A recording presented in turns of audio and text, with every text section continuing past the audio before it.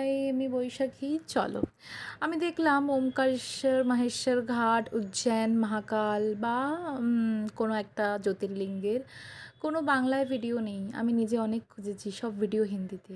তাই আমি আমার বাঙালি বন্ধুদের জন্য আজকে আপনাদের জন্য বাংলায় এই ছোট্ট ব্লগটি বানাচ্ছি। যদি ভালো লাগে চ্যানেলটা প্লিজ সাবস্ক্রাইব করবেন এবং একটা লাইক করতে ভুলবেন না, আমাকে মোটিভেশন দেওয়ার জন্য।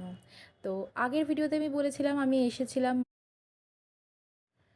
এসেছিলাম মাহেশ্বর প্যালেস বা রানী আহিল্যাবাই হোলকার প্যালেসে।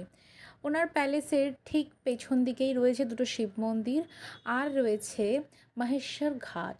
মাহেশ্বর ঘাটকে গুপ্তকাশীও বলা হয়। আর এই মাহেশ্বর ঘাট অবস্থিত নর্মদা নদীর তীরে। এখানে দুটো শিব মন্দির রয়েছে, দুটো শিব মন্দির দর্শন করলাম, করে আমি চলে যাব এখন নর্মদা বা মাহেশ্বর ঘাটে।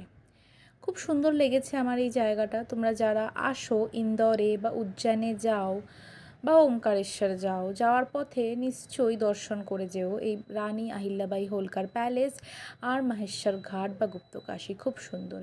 এখানে অনেককে দেখলাম ফটোশ্যুট করছে, আই থিঙ্ক বিয়ের প্রি ওয়েডিং শ্যুটও করছে। বেশ ভালো জায়গাটা, খুব সুন্দর। আর সত্যি যেন মনে হচ্ছে আমরা কাশী বা বারাণসীতে চলে এসেছি। এখানে বোটিং রয়েছে, তারপরে রয়েছে রিল বানানোর জন্য কিছু মিউজিক সিস্টেম রয়েছে, বাচ্চাদের জন্য কতগুলো ছোট ছোট গাড়ি রয়েছে, রিমোট সিস্টেম গাড়ি। তো মহেশ্বর ঘাটে সব মিলিয়ে এন্টারটেনমেন্টের সব কিছু রয়েছে, ঠিক আছে।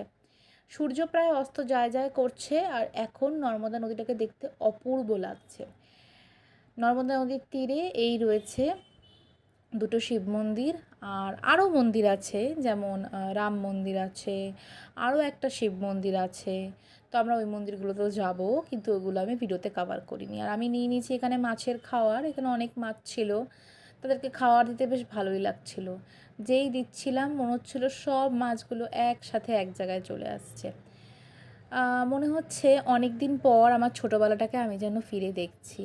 এরকম মাছকে খাবার দেওয়া, মাছ দেখা, নদীর পাড়ে বসা, এগুলো তো মানে এখনকার দিনে তো নেই, শহরে কোথায় আছে, তাই না? খুব ভালো লাগলো আমার এই মাহেশ্বর ঘাটে এসে। আর আমার দিনটা শেষ হলো ঠিক এইভাবে, নাচ গান করে সবার সাথে। Thank you, thanks for watching.